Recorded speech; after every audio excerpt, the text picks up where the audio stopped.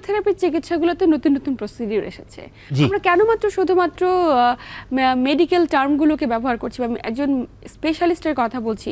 এই যে যখন ফিজিওথেরাপির বিভিন্ন স্পেশালিস্ট যারা রয়েছেন, মাস্কুলোস্কেলেটাল ডিসঅর্ডার স্পেশালিস্ট যারা বলছি আমরা, তারাও স্যার যখন চিকিৎসা করে প্রযুক্তিতে অত্যাধুনিকতা এসেছে। ইয়েস, এই পায়ের গোড়ালির ব্যথার কথাই ভাবি।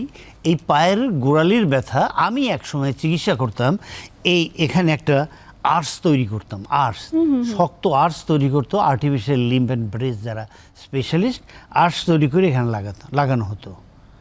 এখনও শুক্তার উপরে পায়ের গোড়ালি এক প্রকার জেল জাতীয় একটা এরকম মোটা একটা জিনিস আছে, ওটা গোড়ালিতে লাগানো হয়।